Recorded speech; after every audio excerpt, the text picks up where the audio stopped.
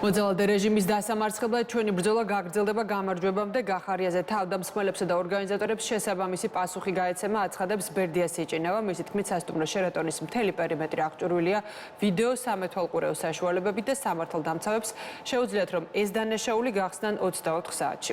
მომხდარ ფაქტს გამოეხმაურა სალომე ზურაბიშვილიც. მისი თქმით, ინციდენტებთან დაკავშირებით ინფორმირებული იქნება საერთაშორისო საზოგადოება. კიდევ ერთხელ შეგახსენებთ, რომ პარტია გახარია საქართველოსთვის ლიდერს გიორგი გახარიას დაესხნენ თავს ბათუმში. არსებული ინფორმაციით ის იმყოფებოდა კლინიკაში, თუმცა ახლა ის უკვე იმყოფება სახლში. მას ექიმის თქმით აქვს დაზიანება სახის არეში, აღნიშნება ცხვირის ძვლების მოტეხილობა.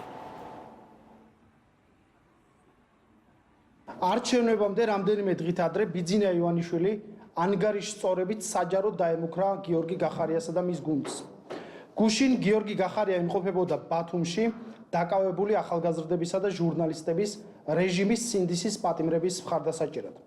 ივანიშვილის დავალებით, რომელიც ყველა უღირსი მეთოდით ცდილობს რეჟიმის გადარჩენას, ღამის საათებში სასტუმრო შერატონის ლობიში გიორგი გახარიაზე განხორციელდა ორგანიზებული თავდასხმა.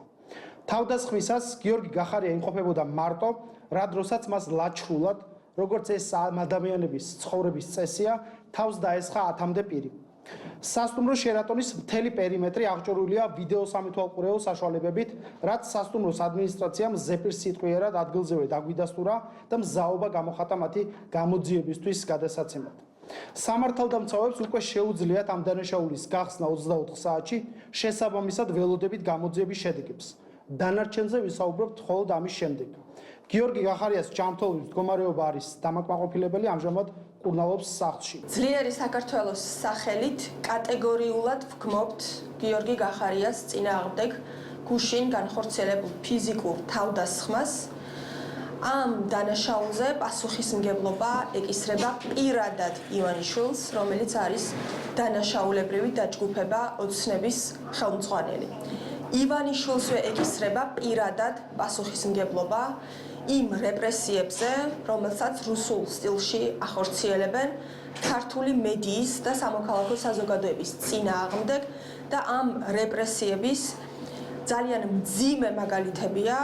ფაქტი არის, რომ ახალწლების მერე დაწყებული არის ახალი ტალღა რეპრესიების, დაჭერების, დაშინების, როგორც ჩანს, დეპუტატები არიან პირდაპირ, არ ვიცი, ინსტრუქცია აქვთ მიღებული ამისთვის, თუ ეს მათი ნებით ხდება, მაგრამ არიან გამოყენებული ამ ძალადობაში პირდაპირ, რაც არის ესეც სრულიად გაუგებარი ჩვეულებრივ ქვეყნისთვის, სახელმწიფოსთვის და მხოლოდ იმ ავტორიტარულ, დიქტატორულ, ტოტალიტარულ რეჟიმებს ახასიათებს. ასევე ის, რაც მოხდა ამ ღამეს, ერთ-ერთ პოლიტიკოსის მიმართ, გიორგი გახარიას მიმართ, არის ასევე სრულიად წარმოუდგენელი.